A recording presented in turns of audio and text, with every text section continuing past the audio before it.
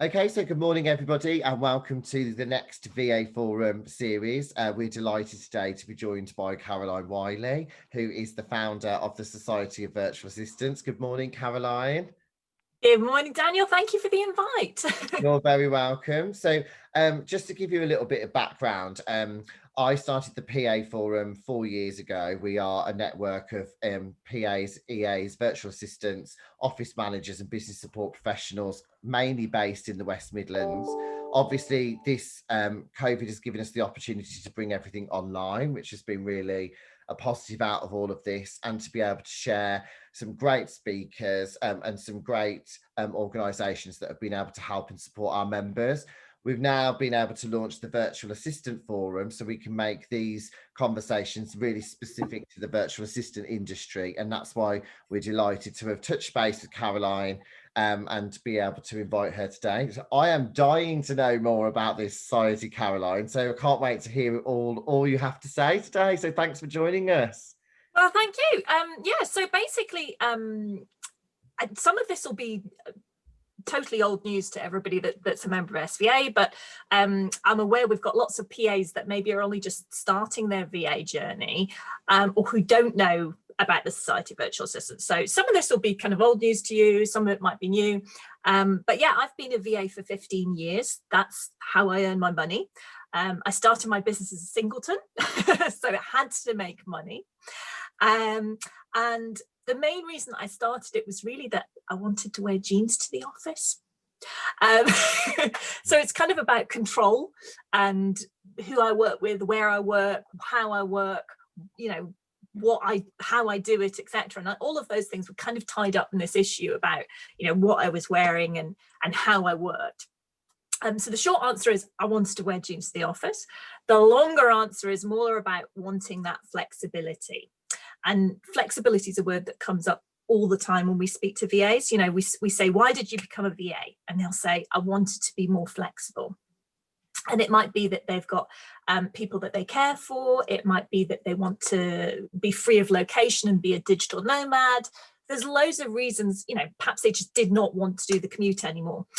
And certainly with COVID, we're seeing huge numbers of PAs seeing that there is a possibility to work remotely and wondering if being a VA is a feasible option for them. So today, given that we've had about 3 times the number of applications to SVA that we normally get over the past 7 months, we thought it would be useful to reach out to the PA industry and just kind of explain a little bit about what you can expect as a VA and the kinds of things that we would expect PAs to know before they begin their VA journey. So as I said, SVA started in 2005. It kind of started by accident. We started off with 7 VAs getting together to promote the industry in Scotland. It was a very, very new industry. I had been lucky enough to get lots of PR when I started. And these VAs basically all came together to work together and collaborate to raise the profile of what we did and raise standards as well. In 2007, we wrote the very first standards for virtual assistants in the UK, and those have been revised over the years a little bit, but essentially there's a kind of list of criteria that you should be following. We also run the UK VA survey, which is the biggest statistical analysis of the industry, certainly in the UK. I think, and I'm not entirely convinced about this because Craig's just done his latest ones over in the States, I think it's actually the largest one in the world. I heard a rumor. So it's a really robust piece of research. We have more than 500 VAs took part last year. So it's got loads of stuff in there. In 2018, we also came up with a list of criteria that we would expect trainers to have if they're offering VA training. And in 2020, this year, we kind of formalized the way that we work because we're now a KIC, in other words, we're a community interest company. And the idea behind SVA is not that, you know, I make money out of it or anybody makes money out of it. The idea is that people come together to help one another to benefit the industry as a whole. It's not a profit-making thing. We don't offer training. We don't get money from the trainers. There's nothing like that going on. It's purely existence is based upon helping other people. And to date, we've helped about 15,000 VAs into business. And we currently have nearly 4,000 active members in the UK. So that's kind of a little bit of history about SVA and how I do it. I'm still a VA. That's how I earn my living. I work Monday to Thursday as a VA, and on Fridays, and Craig will appreciate this, Fridays is when I do my SVA stuff and my voluntary stuff, because I'm also a Prince's Trust volunteer. So that's kind of how I separate my week. And I have 2 young children as well, so I occasionally skype off on Wednesday afternoons. So as you can see, there's lots of kind of flexibility in there. I'm married now, I have a much bigger house. But yes, I am the main breadwinner in our family, and therefore it's very much even though I work part-time, it's very much a real job. So yeah, I mean, I guess, Daniel, you'll know a little bit more than me. What's the #1 question that you get asked by PAs wanting to become VAs? I'm going to see if it's the same as mine. Yeah. So we recently held our we had the annual PA Forum Learning and Development Conference. So we had 300 delegates that attended, and I would say 80% were personal and executive assistants who have suddenly been thrown into a world where they have to work from home. And I think that's always been, we did a survey when it first started about, do you actually miss the office? And some people did. Some people, you know, said, I'd much prefer to be based at home, but I'd love to be able to go into the office 2 times a week. I'm more focused when I'm at home. Some people weren't more focused because obviously they had the children, and they had responsibilities maybe that were there. And so we got to a stage now where I feel like there's been, unfortunately, a lot of redundancies made. And it's such a shame, because the administrative always seems to be the first thing that is looked at. I myself has also been made redundant, but people have now maybe got a pot of money where they're thinking, well, what can I do with this now? And can I make this into a permanent job where I can work from home? So yeah, it absolutely is a real job. So if you look at full-time earnings, the average that people earn working full-time is £49,000 a year. Now that is turnover, it is not profit. So you have to take all your running costs off there. But you won't have things like the commute. So most of you will be experiencing this already, but you're not having the commute, you're not buying office clothes, you're not buying lunch every day. All of those kind of costs disappear, and you might even be able to shave a little bit off after school clubs, etc. as well. Not that any of them are running up here, but hey, we won't even go into that. There are a few things that you can kind of save money on if you're working from home all the time. So I think that that's kind of an important thing. The other thing I would mention is that most VAs choose to work part-time. So about 60% of the industry is part-time. And we've got, you know, the hourly rates range from sort of £10 an hour all the way up to £111 an hour. That's the range that we had this year in the survey. The average is £27 an hour.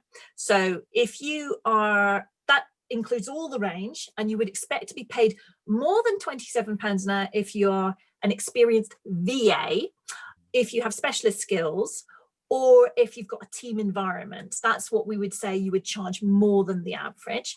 If you have not been a VA for very long, you probably won't be charging that, and it's difficult to find clients who are willing to pay for that if you don't have an experience as a VA, not a PA, as a VA. So I'm always very keen to stress this. You know, people that have PA experience have got lots of similar skills to VAs, but it's not the same as being a VA. And I think perhaps that's something that's not flagged as properly as it should be. I think one of the things that comes up for me, I think quite a lot, Caroline, is more about it, because it's a full 360-degree view, isn't it? You're, you know, I think Amanda Johnson said before, you're the CEO, you're the person that's working in your organization, you're the finance director, you're everything all rolled into one, and you've got to put aside time to be able to do all of those things, as well as find new clients. And I think finding new clients, whilst I personally, I think there's quite a buoyant market at the moment, but there's a lot of competition around as well. particularly. And it's something that PAs don't usually do. It's unusual for a PA to get involved in marketing. I have to say, the very first week of being a VA myself, I had physical premises. So I went to the office and I was trying to sort out the broadband.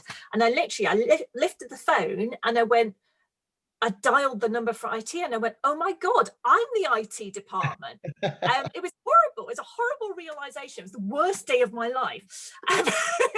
Realizing that not only was I the sales manager, the marketing manager, the accounts clerk, I was everything in that business. And it's a tricky one. So I would say that probably 30% of your time is going to be spent doing the work or using your PA skills. And the rest of the time, a lot of it is spent doing marketing. For a new VA business, we would expect them to be spending 50% of their time minimum marketing. And we would also expect, them to be doing a chunk of training on top of that, so that they've actually got the skills. We also are very keen on telling people that not all your time is billable. So let's say we've got a 40-hour working week. You might expect between 30 to 50% of your time to be billable in that week. And therefore, obviously, your hourly rate has to reflect that. If you're not able to put in the hours to market yourself, you won't stay in business very long. And it's a constant thing. It's not a set and forget type thing. We basically find that the most profitable service that VAs are still offering is general admin. So weirdly, you were saying about people being made redundant. We usually see an uplift when there's a recession because people get rid of their admin staff. And then maybe 2 or 3 months later, they realize that they don't want to be sat doing the admin and they need somebody flexible to come in and do it. And that's where the VA steps in. So in terms of recessions, being a VA is fairly recession proof. We tend to see an uplift in people who are willing to use a VA because they have to look at new ways of working their business model. And certainly with COVID, that is very, very true. People that would never, ever have used remote staff before are suddenly willing to do it, which is a fantastic positive for us. So that's kind of being a VA and the kind of background to it that we kind of get asked about. I would say that this is probably, for me personally, just seeing all the stuff that's going on LinkedIn and everything, that this is definitely the year of the freelancer. I mean, businesses do not want to invest now in full-time staff. They are looking for alternative solutions. And for my industry in particular, I was made redundant. I've always worked in the hospitality industry all my life.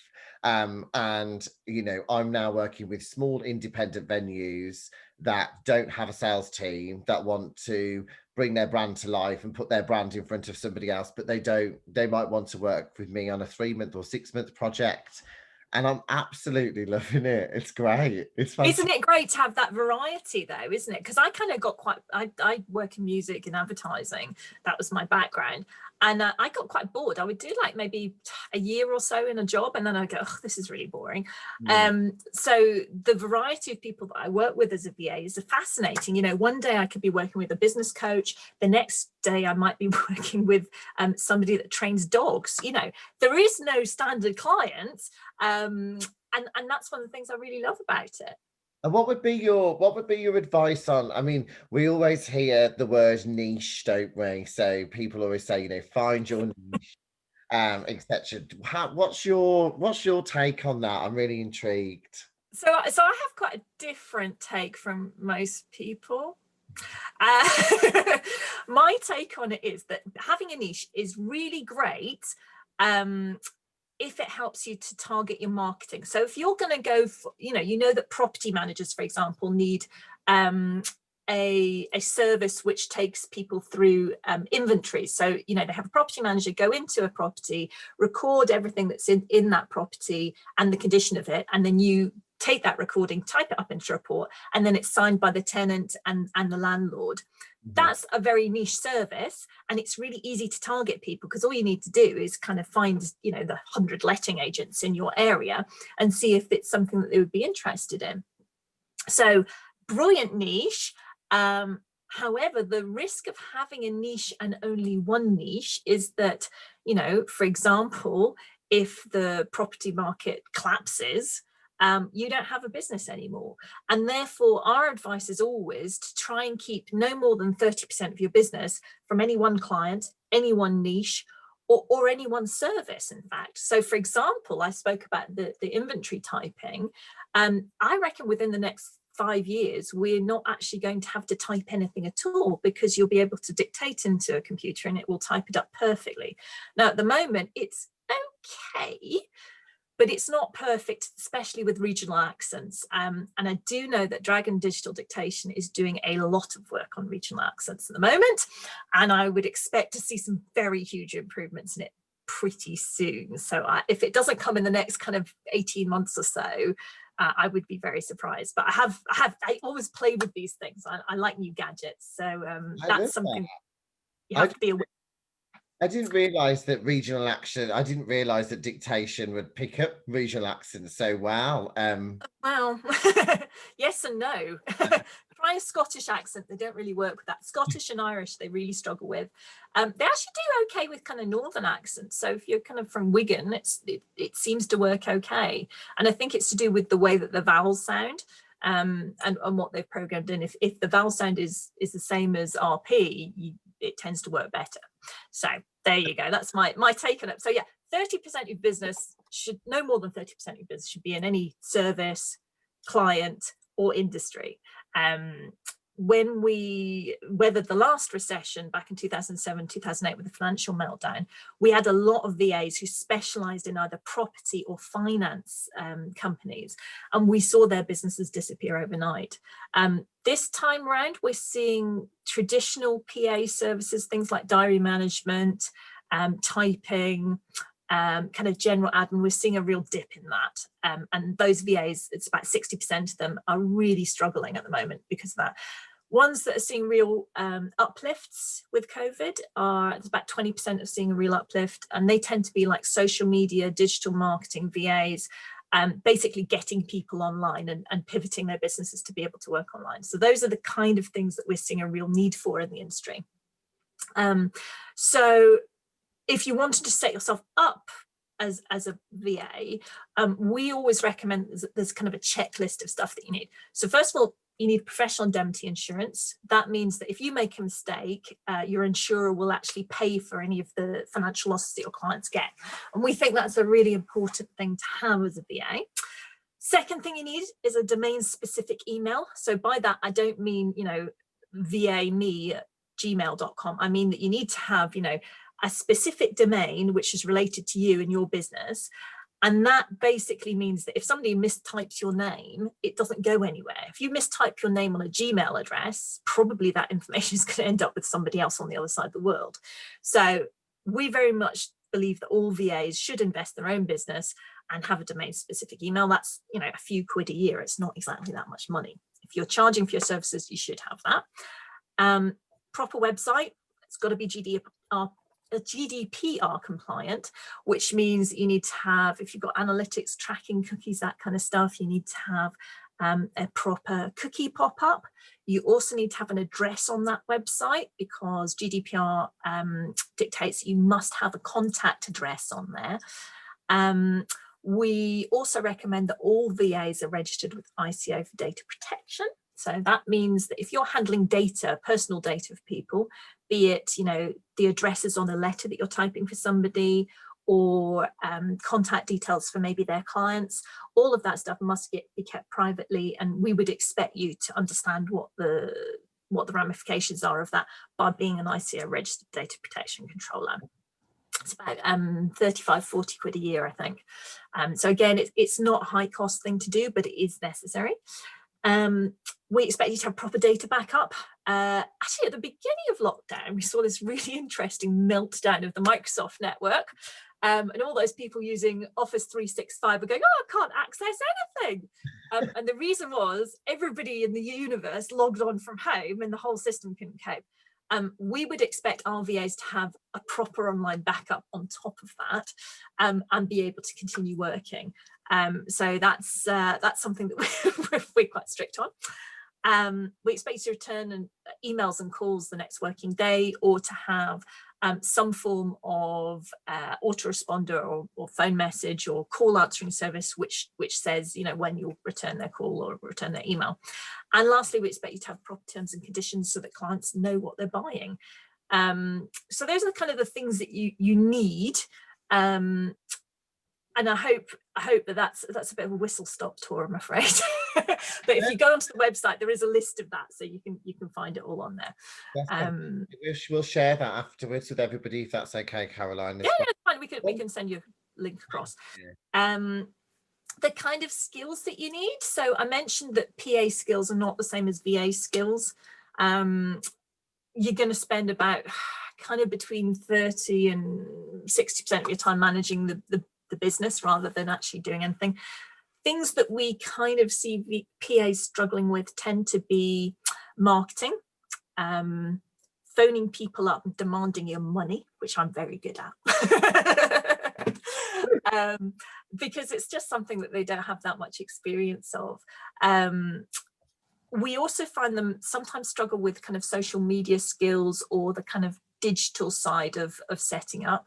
And I'd always recommend people try the Google Digital Garage stuff for that, because not only is it recognized by clients, but it's really good for setting up your own business and understanding what you're trying to do with your website and how people search for stuff and how this online world kind of works.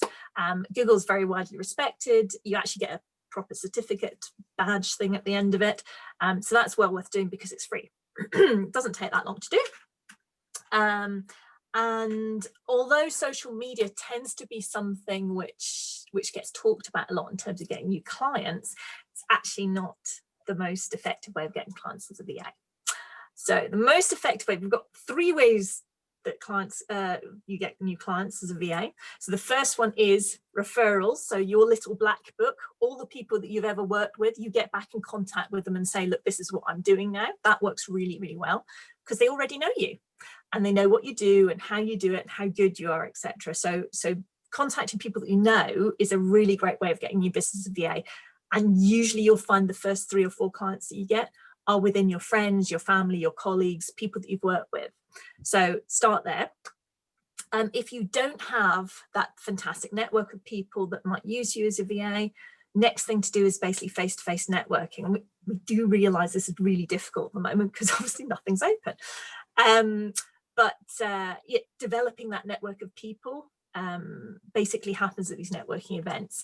A lot of them are doing online stuff, so do make sure that you get on there and dig in. Different networks will do different things, and you'll find that certain ones work for you. So for example, the PA forum and the VA forum that Daniel's running, it might be ideal for you and you kind of like those people that you're networking with. Or you might find that you prefer a kind of more formal thing where you stand up and tell people about your business, pass referrals. So that would be BNI, for networking, all those kind of ones. I hate these things and I never get any business from it, so I don't tend to do that. Generally, in my business, which obviously has been around for a long time, we get most of our business from referrals. We get an awful lot of business from actually our website, which is currently being redone. So those are the kind of things that you're looking at. We have a lot of chat about, so I've just sort of dissed social media as getting clients, but actually LinkedIn is the 3rd way that I would recommend that you get clients as a VA. And I think the reason for that is that basically it reattaches you to all the network that you've ever worked with. So if you go onto put in all of the different jobs that you've had, you go back onto the companies that you've worked for and connect with all the people that work there during your time. That's a really great way of getting back in contact with people who know you. So again, it's kind of like refreshing your little black book of contacts and telling people what you're up to. So that's always a really important thing to do. The last skill that you really need as a VA is to be really self-motivated. And I think that's the loneliness of doing it. And I'm sure loads of people have experienced this over lockdown. If you're sitting at your desk on your own, it's very difficult to get started, especially if you're used to being in an office and doing things. So it's an interesting role reversal because if you think about it, offices are set up for extroverts. We do presentations, we've got office banter, we've got the radio on, we've got an open plan office, there's lots of stuff going on. So for introverts, it's pure hell being in an office, and they are loving being at home. So the extroverts who are used to being in the office are hating being at home, and the introverts are absolutely loving it.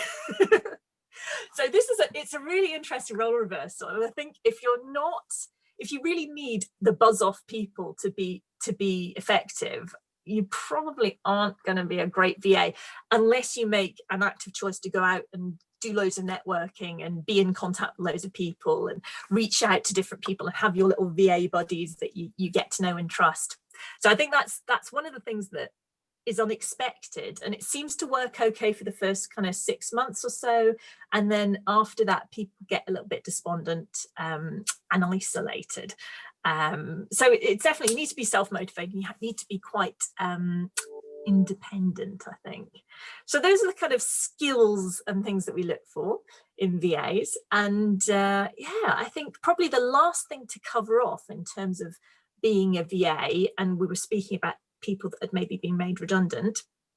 One of the things I'm always very keen to stress, and one of the reasons I really wanted to connect with Daniel today and speak directly to some PAs, was that we have seen a massive influx in virtual assistant training programs over the last few years, and not all of them are particularly great. And I'm being very careful what I say here, because I think it's quite important that we're very clear on this. There are some really great training programs out there. You do not have to do training. About 50% of the industry is self-trained. In other words, they've had no VA training whatsoever. But if you choose to do training, we would really, really recommend that you use the approved SVA trainers. And the reason for that is that we've basically come up with a list of criteria that they should be following in order to comply with best practice in the VA industry for training.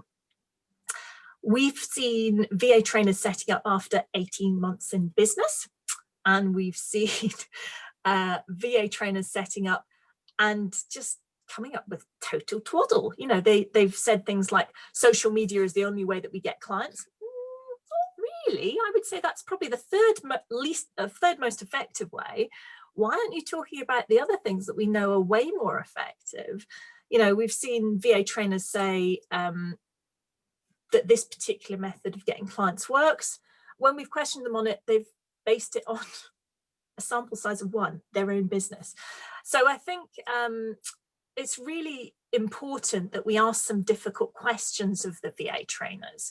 And I would expect that anybody that's offering training should have been a VA for at least 5 years and complies with all the SVA rules, because there's quite a few on there which kind of catch people out if they've not actually been a VA successfully. And we kind of do a lot of the background work for you and check these things out before they're onto the list. And we're very happy to recommend the people that are on there. No problem with that. We've done a lot of the legwork for you. So do make sure that if you're thinking about investing in some training for yourself as a VA, that the VA trainer that you choose is on the list. So that would be my absolute top 10 tip for people that have been made redundant. Oh yeah, and Vicky is saying sometimes they're no longer actually VAs. Yep.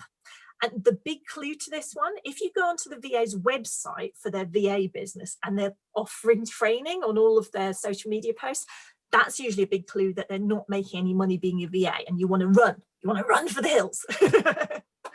So yeah, and Rachel's saying they failed as VA, so they thought they'd offer training instead. Yeah, and this is exactly what we're battling against. So someone who is offering training as a VA when their VA business hasn't worked, it's not just their business that fails, it's all the other people that they train too. So it's a really difficult problem for the industry, and it's one that I'm quite passionate about, as you can tell. So yeah, we left loads of time available today for questions. So should we throw it open? Daniel's going to be my eyes and ears because I'm a bit rubbish at this. So either jump on the camera or type it into the text box, and we can answer some questions about being a VA. And you can ask me. Caroline, just thank you for that. I think I've only been at VA since June, but I was a VA. My old role at my second to last company, I was actually an EA, but I was a VA because my bosses were all based in the US. Very random. very random. But I noticed now there's a lot of people on Instagram and Facebook saying, hey, I'm a VA mentor. I've been a VA for 6 months. I've gone from earning £1,000 a month to £10,000 a month. Join my mentor program. Top tip for this, top tip, right. So if they're saying they're earning £10,000 a month, right, go onto their website and see if you can find a VAT number. Because if they're earning £10,000 a month, right, they should be registered for VAT. They've not got a VAT number, it's total nonsense. It is absolutely crazy. And you've got all these people that are desperate for work that are signing up to these £500,000 mentor courses. And these people are probably got no experience. They've just sort of jumped on the bandwagon and, hey, I can be a mentor. And I've even had VAs contact me to say, oh, you're doing so well. And I'm like, I'm doing so well, but that's me. I want to work for my business, or everything I come up with is for me. I don't want to share it. So it's scary out there. And Erica, that's a really important point, because your VA business is about you as a person with your skill set and your contacts. And even if you had everything written down in a nice big manual of this is how I work, and if somebody took that manual and tried to apply it to themselves, it wouldn't work, because they're not you. They don't have your skills, they don't have your way of doing things. And each person has to find a method that works for them. The best VA trainers will be able to find a way and a business model that works for any VA. And actually, that's one of the checks that we kind of do with the approved VA trainers, is that we ask them, you know, what would you do if somebody hates social media? Yeah. Can you still find them work? Yeah, so thank you guys for running this. I think it's I could have done with this. I didn't pay any money, so don't panic. I didn't sign up to any mentor programs. Don't panic. But yeah, thank you for running this. I think it's a good thing to be done, and it should be highlighted. So thank you. Well, that's right. Thank you. I think for us, a lot of people thought when we first started the VA forum and the PA forum, why kind of were we doing it? But we work with, you know, a lot of the national associations and societies, the other regional, we know, Erica, you know, we pulled together all of the network leaders across the UK, purely because we just act as a conduit to be able to give people a platform where they can find really helpful advice and stuff from the professional bodies and the professional organisations that have done, as you say, Caroline, all of this work, to be able to put a safe working training environment together for people to use when they are making those really important life decisions about what they're going to be doing next and what they're going to be spending their hard-earned money on. So absolutely. Yeah.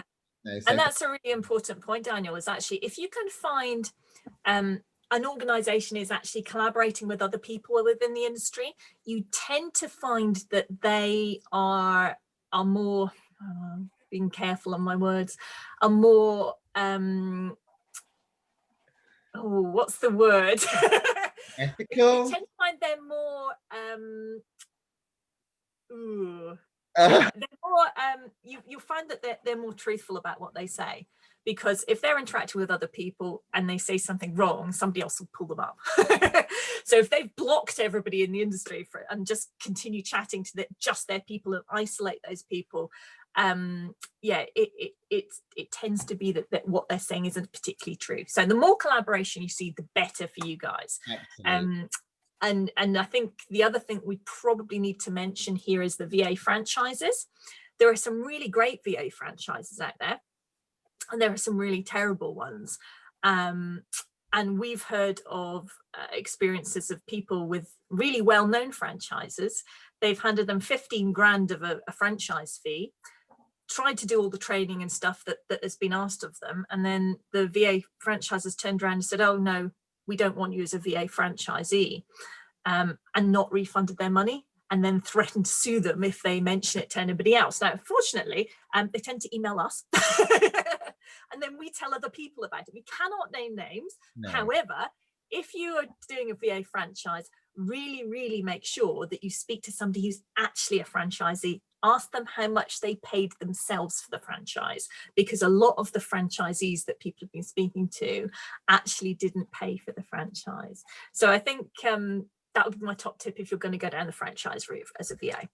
Definitely. I think the questions are flooding in now, Caroline. So I've opened a can of worms. It's great. So we've got, is it normal for VAs to provide dedicated support to boards and committee meetings? Is that a thing? I'm just trying to visualize what would actually be doing. Okay, so it might be that they've had a committee meeting and you're typing up the notes from it, the meeting minutes. Yes, but it would usually be that the meeting is recorded or videoed and you type from there. I think actually video is easier if it's a meeting with lots of different people, because sometimes it's difficult to tell different accents and voices apart. So video and Zoom is a really great way of doing that. You just set up a camera at one end of the table and then you can go for it. Obviously make sure it's secure. But that, yeah, I mean, that's something that people do. And again, you know, I know some VAs that have done that for the past 10 years, so with the same company.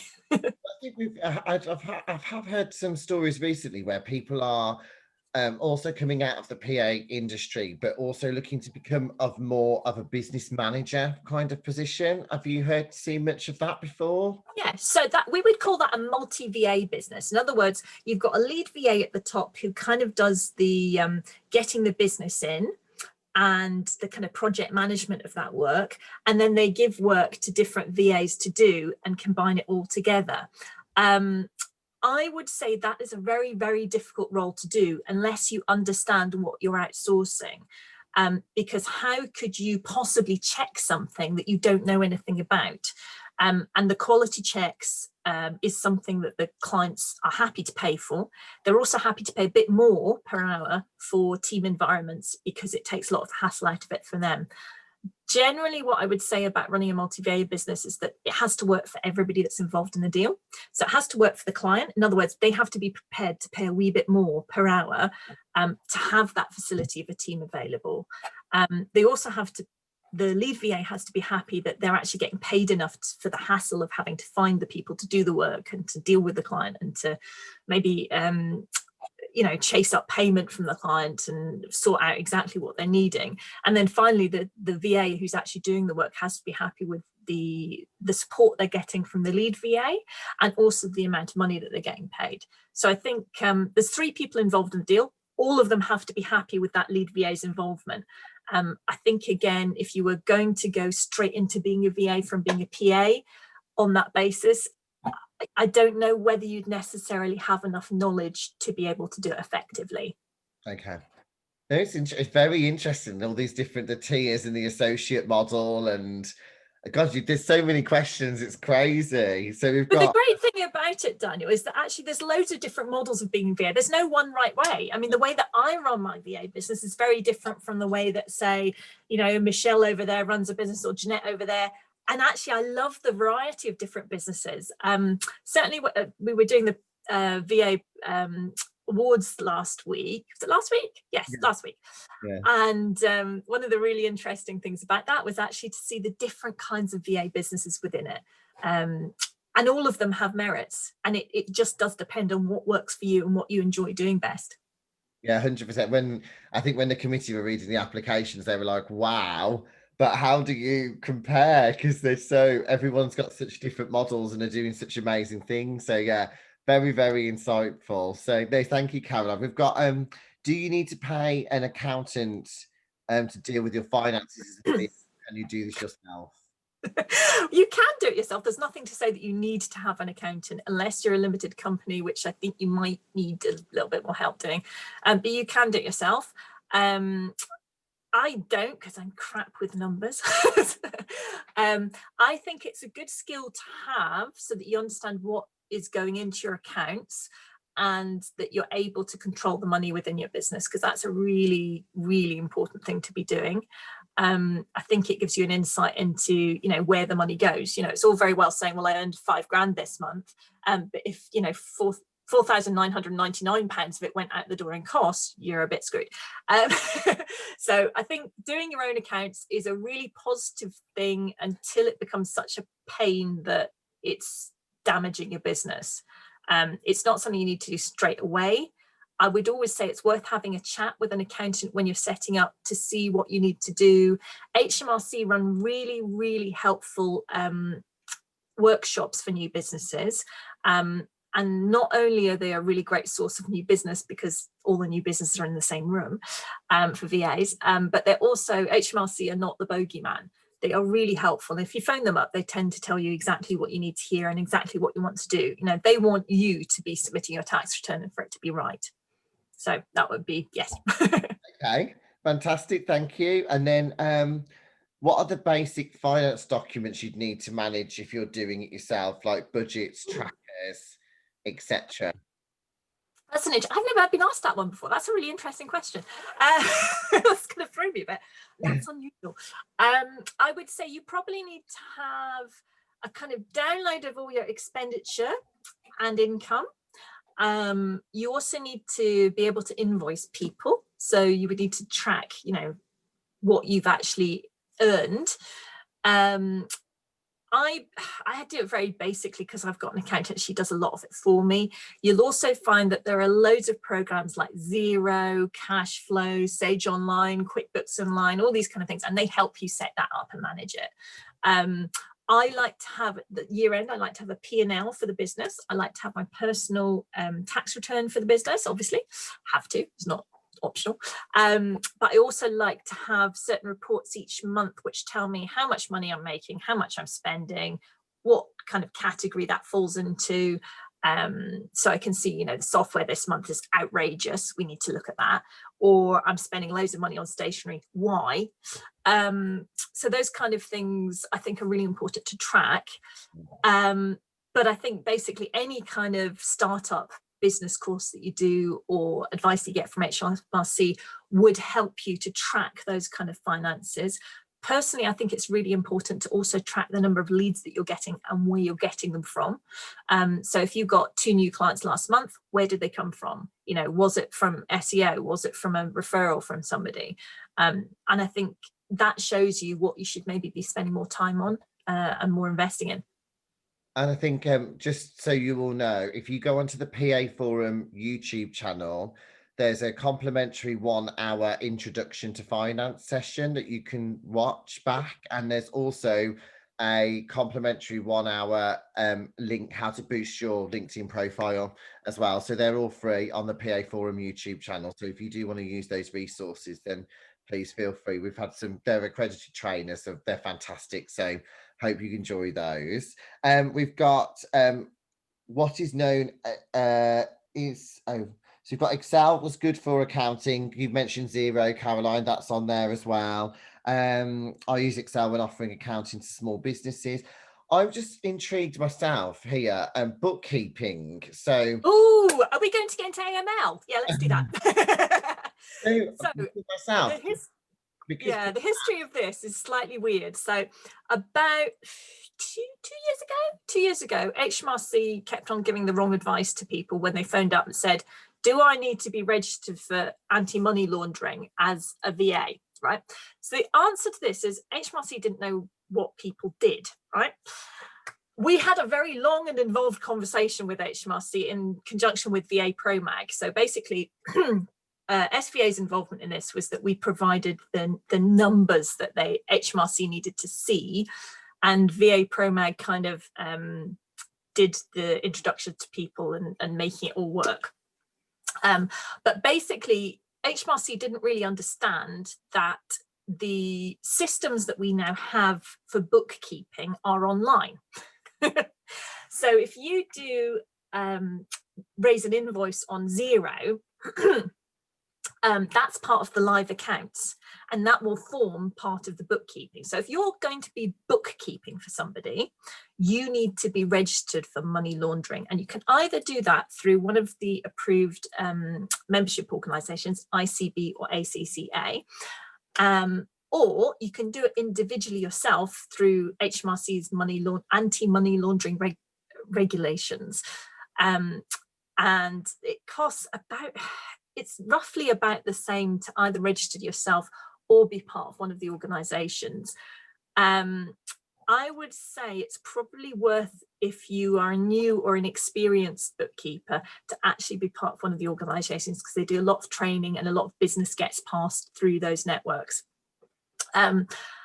There is a very, very small concession that we reached with HMRC for virtual assistants, and it's for virtual assistants who are doing nothing more than raising an invoice, basically.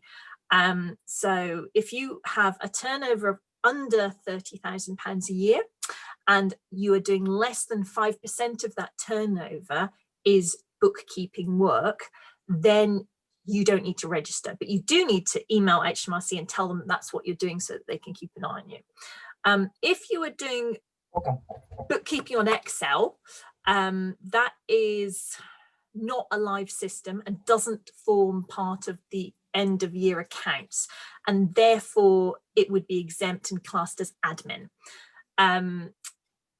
It's basically only if your work ends up in the end of year accounts that's classed as bookkeeping, and we would always recommend that an accountant checks that before anything goes online or is submitted to HMRC. So I hope that kind of clears up a little bit about that. Yeah, do you find that is it more somebody, I had a referral yesterday and they said, you know, is there anyone that's looking to go into the VA industry that I can introduce them for some bookkeeping work? And I said, I wasn't sure. I thought I was dying to ask you to this day. Do you find that it's more the more experienced VAs that have the bookkeeping experience, or do you find they set up as a bookkeeper and then the follow? Not really. I mean, I would say bookkeeping as a VA is something that you wouldn't do unless you are really experienced in bookkeeping and that's what you want to do as a business. So it's not something that every VA has to offer, because obviously if you were doing that, then every VA would have to be registered for anti-money laundering, and it's quite a significant investment. I think it's about 350 quid a year to do. So unless you are making quite a lot of money doing bookkeeping, it wouldn't be worth your while to actually invest in that.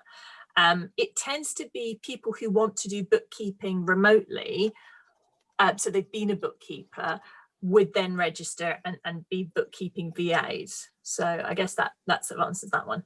Okay, fantastic, thank you. And then we've got, I think Vicky's asked, is that what's known as an associate? Okay. So an associate is basically a fancy word for a subcontractor VA. So if you're a VA and you're really, really busy and you maybe have too much work on, you might give some of your work to another VA and say, look, I'm too busy to do this, can you do it? And then I'll give it to the client, but I'll bill the client and I'll give you this much of the fee. So it might be that maybe you're charging the client 30 quid an hour and you give the VA associate 25 quid an hour. It ranges. So the average amount, and it also ranges a little bit depending on what the arrangement is with the subcontractor VA. So if the lead VA is checking all the work, managing the client relationship, telling you what needs done, etc., giving you lots of guidance, you would expect to be paid less of the end client fee. If you are basically doing the whole job and just, you know, the VA is billing it, you would expect to have a higher end of percentage fee. So it does kind of range. People will call them associates, they'll call them subcontractors, they'll call them, you know, sometimes they're called lead VA. Lead VAs or multi VAs are the things. So that's kind of the way that one works. Okay, fantastic, thank you. And we've got, do you think it's still possible for a VA to have an executive partnership, trusted advisor type of relationship with an executive? Yeah, why not? I think so. I think it's quite different because I think the executive would have to understand that you have other clients too, because let me be very clear about this, you must have more than one client as a VA. Otherwise it's known as employment and they should be paying you a lot more money in terms of national insurance and pensions and all the rest of it. So I think it's not an employee-employer relationship. I would say it's more of an equal partnership, because there has to be a mutual respect there about what you both do. No. Sorry, what was that? Oh, sorry, Sue? Okay, so I think Sue's dog. Okay. Telling the dog off, yeah. Yeah, it's quite a lot of the time you're not seeing them. You're not in the office. So for example, you know, when I worked as a PA, you know, my boss would be able to tell when I was having a really horrific day. And likewise, I would know if he was really stressed out because, you know, there would be a lot of shouting. But we don't see that as VAs. So I think one of the things which is really important as a VA to develop is the ability to create relationships and cement relationships on a virtual basis. And that's something that takes a bit of practice. Fantastic, thank you. Any last questions then before we wrap up today, anybody? Let's have a look. Where would be the best place to find a contract between VA and associate? Okay, so that's we usually recommend the Coffee Clatch VA associate agreement. So you'll find that on the SVA website under the products thing. But basically, please use a UK-based virtual assistant contract. Don't try and like amend something that some friend has got or pick up something that's freebie from America, because actually a lot of the VA contracts that we see are completely unenforceable in the UK court of law. So yeah, please make sure you get that right. Okay, fabulous. Then we've got, you mentioned pensions. How do you deal with that aspect of self-employment? Well, yeah, I have a personal pension, and I think I've probably had a personal pension my entire life, so it's not a massive problem. A lot of VAs will kind of use their VA business as their pension. So what they're doing is they're building up their VA business, and when it comes to retirement time, they'll sell the business to somebody else, and that's kind of their retirement pot, if you like. So that's another way of doing it. I think it's a bit risky. You probably want a personal pension too, but yeah, that's sometimes an extra bonus for your pension as well. Amazing. Thank you so much, Caroline. It's been amazing to welcome you, and you've been so helpful, really insightful. And I hope that you've all taken something away from that today. Just to let you know, next week we've got a session with Google UK on the new G Suite. We've got one of the ladies who was a PA at Deutsche Bank, who has now moved into business support manager. She'll be talking about her journey with us. We've also got the PA Forum online festive showcases. If you wanted to have any Christmas inspiration, you're very welcome to join us. And in November, we've got how to excel on Excel with Excel spreadsheets. And we've also got an introduction to project management. So I'll send all of those dates out to you. They're all free for you to join. And the trainers have kindly, and speakers have kindly gifted their time to us. So you're very welcome to join us. But thank you so much, Caroline, once again. Really grateful for your time. It's been fantastic to hear more about the Society of Virtual Assistants and everything that you're doing to support the industry. So thank you. No, thank you for inviting me, Daniel. It's been really, really interesting, and some great questions as well. Thank you. Absolutely. If you're okay, am I all right to share your details with everybody? Yes, that's fine. In case they want to come and speak to you individually, or have got any questions. Yeah. And as ever, if there's any questions sort of after we finish here, that's fine. Ping me an email. It's not a problem. Thank you so much, everybody, and have a wonderful weekend, and hope to see you soon. All right. See you soon. Bye. Thank you. Bye.